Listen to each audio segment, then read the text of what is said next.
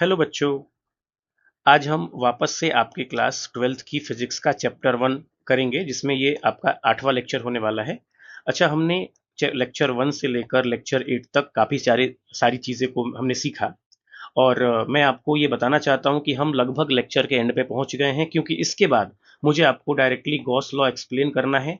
और मैं इसके डेरिवेशंस को शॉर्ट में क्लियर करने की बिल्कुल कोशिश करूँगा। ठीक है। और चलिए इसको स्टार्ट करते हैं, जो आपका 8th लेक्चर है। देखिए, टॉपिक का नाम है कॉन्टिन्यूअस चार्ज डिस्ट्रीब्यूशन। ठीक। तो पहले तो मैं आपको ये समझाऊंगा कि ये होता क्या है। फिर हम समझेंगे कि जो नीचे ये टर्म्स लिखे गए हैं, linear charge density, surface charge density या फिर वॉल्यूम चार्ज डेंसिटी, ये क्या होता है। ठीक है। तो हम एक एक करके बारी बारी से समझते हैं।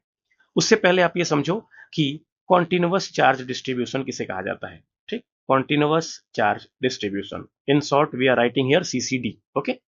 तो देखिए, लेट्स से कि आपके पास एक रॉड है, एक थीन रॉड। ठीक है, मैं एज्यूम कर रहा हूं कि ये रॉड कैसा है, थीन रॉड है।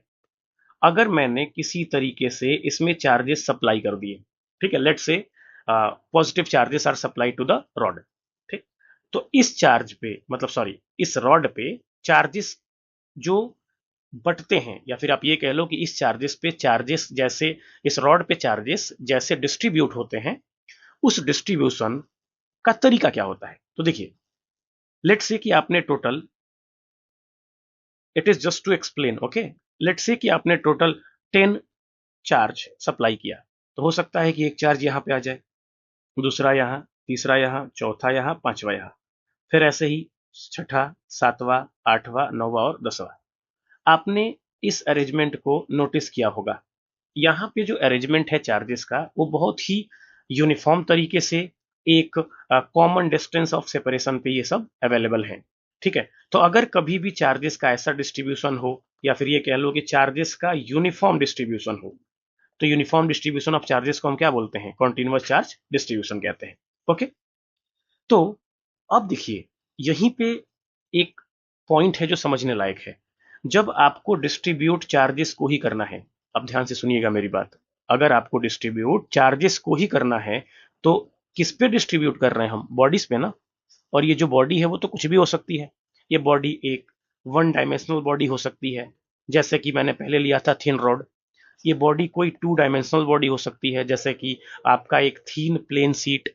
ये बॉडी कोई 3D बॉडी हो सकती है, जैसे कि लेट से आपका कोई सॉलिड क्यूब हो गया, इस तरीके का। ठीक है।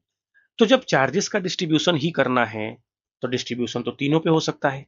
तो अगर डिस्ट्रीब्यूशन तीनों पे हो सकता है, तो इसके अकॉर्डिंग अब हमारे जो कॉन्टिन्यूअस चार्ज डिस्ट्रीब्यूशन होते हैं, जिसको मैंने आपको अभी कुछ देर पहले बोला था सीसीडी, इसके कुछ टाइप्स होते हैं। तो चलिए जरा इनके टाइप्स को देखते हैं। पहले वाले को हम कहते हैं लीनियर चार्ज डिस्ट्रीब्यूशन। ठीक है। आपको डेंसिटी अगर समझना है, तो पहले आपको लीनियर चार्ज डिस्ट्रीब्यूशन समझना होगा। देखिए, ये बहुत सिंपल टॉपिक है। मैं आपकी गारंटी लेता हूं कि आपको बहुत आसानी से ये चीज समझ आ जाएगी। देखिए, लेट से कि ये कोई पतला सा रॉड है, थिन रॉड। ठीक है। और मैंने इस पे कुछ चार्जेस दे दिए हैं। ये चार्जेस मैंने दे दिए हैं, और चार्जेस का डिस्ट्रीब्यूशन आप देख पा रहे होंगे यूनिफॉर्म तरीके से हो गया है। ठीक। तो अगर हम किसी 1D बॉडी पर, वन डायमेंशनल बॉडी जिसके पास केवल एक डायमेंशन हो, लेट्स से कि लेंथ हो केवल, अगर हम उस पे चार्जेस को यूनिफॉर्मली डिस्ट्रीब्यूट करते हैं, तो उसे हम क्या कहते हैं, लीनियर चार्ज डिस्ट्रीब्यूशन कहते हैं। ठीक है। अब जनरली होता यह है कि हमें यह पता नहीं होता कि हमने कितना चार्ज दिया हुआ है, या फिर सिस्टम कितना चार्ज सप्लाई कर रहा है। उस केस में, अब आप इतना तो देख पा रहे होंगे कि चार्जेस इस पे आ चुके हैं। तो अगर चार्जेस इस पे आ गए हैं, इसका मतलब कि कहीं ना कहीं इस रॉड की डेंसिटी क्या हो गई है, बढ़ गई है।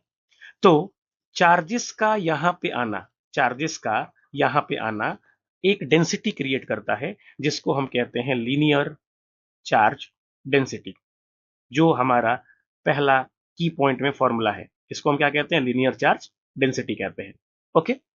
अब इसको लीनियर चार्ज डेंसिटी क्यों कहा जाता है, क्योंकि अभी मैंने आपको बताया कि डिस्ट्रीब्यूशन किस टाइप का है, लीनियर चार्ज डिस्ट्रीब्यूशन। तो जो डेंसिटी होगी वो क्या होगी, वो होगी लीनियर चार्ज डेंसिटी। ठीक है। अब देखिए, इसको हम डिनोट करते हैं लेमडा से। इसको जनरली किसे डिनोट करते हैं, लेमडा से डिनोट करते हैं।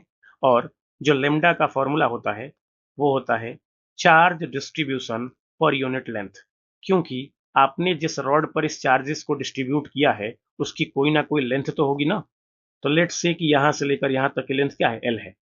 तो जो लेंथ है उसको हम चार्ज से डिवाइड कर देते हैं, उस नेट चार्ज से। तो हमें क्या मिल जाता है, लीनियर चार्ज डेंसिटी मिल जाता है। ओके। अगर आपको लीनियर चार्ज डेंसिटी समझ में आ गया तो सरफेस चार्ज डेंसिटी और वॉल्यूम चार्ज डेंसिटी इन दोनों को समझना बहुत आसान है। बिकॉज जो लीनियर चार्ज डेंसिटी था, आप स्लाइड पे देख सकते हैं, जो लीनियर चार्ज डेंसिटी था वो डिपेंड करता था charge distributed per unit length of a 1D body. तो इस हिसाब से फिर अगर हम समझना चाहें कि सरफेस चार्ज डिस्ट्रीब्यूशन क्या होगा तो उसे कैसे समझेंगे, देखिए हमारा जो अगला टॉपिक है वो है सरफेस चार्ज डिस्ट्रीब्यूशन, ये हमारा सेकेंड नंबर है। ठीक है। तो सरफेस चार्ज डिस्ट्रीब्यूशन में क्या होगा, हमारे पास एक 2D बॉडी होगी, 2 dimensional body. Let say it is a thin plate which has a length and a breadth. Okay. तो अगर ये एक 2D बॉडी है, 2D सिस्टम है, तो अगर मैंने इसको चार्ज सप्लाई किया तो लेट से कि चार्जेस का डिस्ट्रीब्यूशन कुछ इस तरीके से हो गया, एकदम यूनिफॉर्म तरीके से, जैसा आपको स्क्रीन पे दिख रहा होगा। ठीक है। अब ऑब्वियस सी बात है कि चूंकि डिस्ट्रीब्यूशन 2D बॉडी पे हुआ है तो इस डिस्ट्रीब्यूशन को हम क्या बोलते हैं, सरफेस चार्ज डिस्ट्रीब्यूशन कहते हैं। लेकिन पिछले वाले केस के तरह ही, जैसा पिछली बार में जब एक लीनियर बॉडी पे चार्जेस का डिस्ट्रीब्यूशन हुआ था तो हमने उसे बोला था लीनियर चार्ज डेंसिटी। तो क्या हम इसे उसी तरीके से सरफेस चार्ज डेंसिटी नहीं बोलेंगे? बिल्कुल बोलेंगे। यानी कि इस बार जो डिस्ट्रीब्यूशन होता है उसकी वजह से जो डेंसिटी बढ़ती है उस प्लेट की, उसको हम कहते हैं surface charge distribution. Okay, clear? तो आई होप कि आपको सरफेस चार्ज डिस्ट्रीब्यूशन समझ आ रहा होगा। अच्छा, अब इसका जो मैथमेटिकल फॉर्मुलेशन है, मैथमेटिकल फॉर्मूला है, वो क्या होता है, तो देखिए हियर हम सरफेस चार्ज डेंसिटी को डिनोट करते हैं सिग्मा से।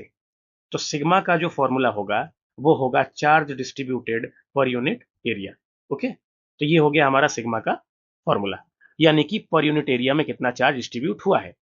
ऑब्वियस सी बात है कि अगर प्लेट 2D है, बॉडी 2D है, तो इसके पास क्या होता है, एरिया होता है। तो हम चार्ज को किससे डिवाइड करेंगे, एरिया से डिवाइड करेंगे। ठीक है। तो जैसा कि आपने पहला समझा लीनियर का केस, सेकंड समझा सरफेस का केस, सिमिलरली उसी तरीके से आप वॉल्यूम का भी केस खुद से भी ट्राई कर सकते हैं। मैं पहले तो आपसे यही एक्सपेक्ट करूंगा कि आप खुद से ट्राई करें, बट लेट्स से देखते हैं। आइए हम देखते हैं कि क्या होता है। थर्ड नंबर, इसको हम कहते हैं वॉल्यूम चार्ज डिस्ट्रीब्यूशन। अच्छा, अब ये क्या होगा, ऑब्वियस सी बात है, हमारे पास कोई एक 3D बॉडी होगी। Late say it is a cylinder. ठीक है। ऑफ हाइट h, इसका हाइट h है, इसका जो बेस है उसका जो रेडियस है वो स्मॉल r ले लेते हैं। डायमीटर की बात करोगे तो लेट से कि डायमीटर कैपिटल D है। आप जो भी बोल लो, लेकिन इतना तो क्लियर है ना कि इसमें लेंथ, ब्रेथ और हाइट तीनों चीजें होती हैं। क्योंकि जो नीचे वाला, ये आपको जो नीचे एरिया दिखाई दे रहा है, ये जो प्लेन एरिया है, जो सर्कल का एरिया होगा, वो एक एरिया हो गया और ये हाइट हो गया। तो इसका मतलब एरिया इंटू हाइट को हम क्या बोलते हैं, वॉल्यूम बोलते हैं। तो ऑब्वियस सी बात है कि हम कहीं ना कहीं वॉल्यूम की बात कर रहे हैं जिसमें 3 डायमेंशन है। ठीक है। तो इस केस में अब जरा इसे समझते हैं। पहले देखिए, अगर मान लो कि मैंने इसको पहले की तरह चार्जेस मैंने इस पे सप्लाई किया, क्यों, तो हो सकता है चार्जेस का डिस्ट्रीब्यूशन पूरे कर्व पार्ट पे, पूरे जो आपका प्लेन पार्ट है उस पे बहुत क्लियर तरीके से हो जाए। यहां भी ले लिया मैंने। ठीक है। तो क्या इस 3D बॉडी पे, ये जो आपको दिख रहा है, तो क्या इस 3D बॉडी पे आपका जो चार्ज है वो डिस्ट्रीब्यूट यूनिफॉर्म तरीके से हुआ है ना। और डिस्ट्रीब्यूशन की वजह से क्या इसकी डेंसिटी बढ़ेगी, बिल्कुल बढ़ेगी। तो जो डेंसिटी इसकी बढ़ती है उस डेंसिटी को हम कहते हैं वॉल्यूम चार्ज डेंसिटी। इसे हम क्या कहते हैं, इसे कहते हैं वॉल्यूम चार्ज डेंसिटी। और इसे डिनोट किया जाता है रो से। ठीक है। और इसका जो मैथमेटिकल फॉर्मुलेशन है, जिस तरीके से इसे एक्सप्लेन किया गया है, उसमें हम कहते हैं वॉल्यूम चार्ज डेंसिटी यानी sigma, sorry sorry sorry sorry rho बराबर क्यू बाई वी। यानी जो चार्ज आपने सप्लाई किया है पर यूनिट वॉल्यूम में, उसी को हम क्या बोलते हैं, रो बोलते हैं। ओके। तो मैंने आपको इस पूरे स्लाइड के थ्रू तीनों डेंसिटीज को, जो आपके की पॉइंट्स में दिख रहे होंगे, linear charge density, surface charge density and volume charge density, मैंने इन तीनों को एक्सप्लेन कर दिया। अब एट लास्ट मैं सिर्फ आपको ये बता दे रहा हूं कि इनकी यूनिट्स क्या हो सकती हैं। प्रोबेबली आप भी कैलकुलेट कर सकते हो, बट बहुत आसान है। देखिए, मैं लेमडा की पहले कैलकुलेट करता हूँ। क्यू की यूनिट क्या होती है? कुलाम। और लेंथ की यूनिट क्या होती है? मीटर। और दोनों के बीच में कौन सा साइन है? डिवीजन का। यानी कि इसकी यूनिट क्या हो गई? कुलाम पर मीटर। क्लियर? क्या आप इसी तरीके से सिग्मा का नहीं निकाल सकते? तो सबसे पहले तो please pause the video and calculate the unit of sigma. Okay, but मैं तो हूं आपके लिए, तो लेट स्टार्ट। हम शुरू करते हैं इसको। देखिए, क्या सिग्मा की यूनिट, चार्ज की यूनिट क्या होती है? कुलाम। एरिया की यूनिट क्या होती है? Metre square. तो क्या ये कुलाम पर मीटर स्क्वायर नहीं हो जाएगा? आसान था ना? बहुत आसान था। ओके, चलिए वॉल्यूम की बात करते हैं। तो अगर वॉल्यूम की बात करें तो रो इज इक्वल टू, चार्ज का क्या होता है? फिर से कुलाम। और वॉल्यूम का क्या होता है मेरे भाई? मीटर क्यूब होता है। हो गया। चलो फिर से करते हैं। देखिए, रो का होता है, rho is equal to, charge का होता है कुलाम, वॉल्यूम का क्या होता है? Metre cube. यानी कि इसकी यूनिट क्या हो जाएगी? कुलाम पर मीटर क्यूब। ओवरऑल अगर मैं इसे कंक्लूड करूं तो इसकी यूनिट होती है, चलिए मैं आपके लिए लिख दे रहा हूं यहाँ पे ताकि आपको दुविधा ना हो। इसकी होती है coulomb per metre, surface charge density coulomb per metre square, और volume charge density coulomb per metre cube. ठीक है? तो उम्मीद करता हूं कि आपको आज का ये बेहतरीन लेक्चर बहुत अच्छे से समझ में आया होगा। ठीक है? आप इसे अधिक से अधिक जरूर से जरूर शेयर करें। और अगर आपको वीडियो अच्छा लगा हो तो चैनल को सब्सक्राइब जरूर करें, वीडियो को लाइक जरूर करें। और आपसे मैं रिक्वेस्ट करता हूं हर बार कि आप कमेंट जरूर करें, क्योंकि अगर आप कमेंट करेंगे तो मैं कमेंट के अकॉर्डिंग आपके लिए स्पेसिफिक वीडियोस जरूर अपलोड करूंगा, जिससे आपका बहुत प्रॉफिट हो जाएगा। ओके, सो थैंक यू, मिलते हैं अगले लेक्चर में।